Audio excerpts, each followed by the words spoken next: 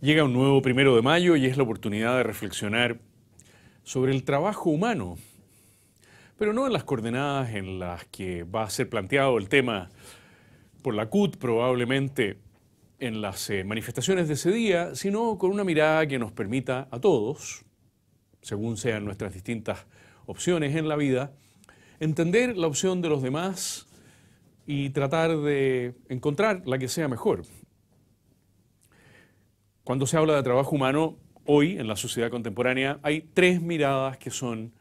incompatibles entre sí, aunque cada una puede aprender un poquito de las demás, pero al fin de cuentas solo para purificar la propia un poco y reafirmar aquello en que considera fundamental o nuclear sus propios planteamientos. La mirada marxista, en primer lugar. Todos sabemos, no es ninguna novedad, que para el marxismo el trabajo es el centro de la lucha de clases. No es el medio ambiente, no es la familia, no es ni siquiera la política, es el trabajo humano.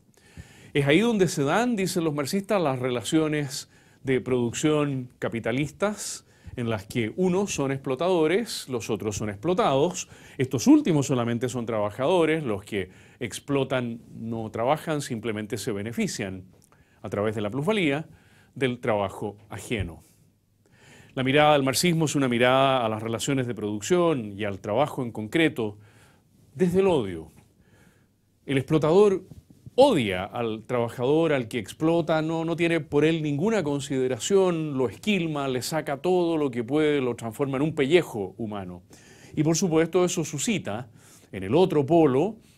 el odio consiguiente, el odio que lleva al trabajador manual, quizá hoy día esa idea ya está un poquito superada, al trabajador asalariado en general, a querer destruir al empresario, al capitalista, al burgués. El motor es el odio y el objetivo es uno solo: destruir las relaciones de producción capitalistas, generar unas nuevas relaciones de producción en que el trabajo humano ya no supondrá ni esfuerzo, ni lucha, ni odio, una mirada verdaderamente utópica, y que ya sabemos cómo ha terminado cuando el marxismo ha llegado al poder en tantos países del mundo. Ha terminado siendo un trabajo explotado por el Estado, un trabajo sin ningún rendimiento ni dignidad. Las estructuras son el centro de la mirada marxista. Y por contraposición, pero no tan fuerte contraposición, sino más bien una contraposición con similitudes, la mirada liberal. La mirada liberal en que lo único que importa no son las estructuras, sino los individuos aislados, cada uno de ellos desplegando esa autonomía supuestamente absoluta que les permita crear riqueza, una riqueza meramente material, una riqueza en la que su autonomía se expresa en la creación y posesión de nuevos bienes materiales, la cultura del tener por sobre la cultura del ser, y por lo tanto pasando por esa autoafirmación que es el trabajo humano para cualquier liberal, en el que la competencia, por lo tanto, el sobresalir sobre los demás y si es necesario derrotar a los demás con cualquier medio, en el que el éxito, por lo tanto, o sea, haber alcanzado una cota y después otra cota y después otra cota de logros es lo único que importa. Y si eso se hace a costa de la justicia, si eso se hace a costa de la propia dignidad, importa poco, porque al fin de cuentas la medida para un liberal del éxito será la ganancia, la riqueza, la posesión. Así como en el marxismo son las estructuras, en el liberalismo es el individuo autónomo. Obviamente una y otra mirada han sido primas hermanas y como buenos primos hermanos se han peleado entre sí y han encontrado el campo de conflicto, uno de los más importantes campos de conflicto en el trabajo humano. Pero hay sin duda una tercera mirada, una tercera visión, la visión cristiana del trabajo, esa que compartimos socialcristianos y conservadores. Ahí sí tenemos un punto de encuentro muy importante.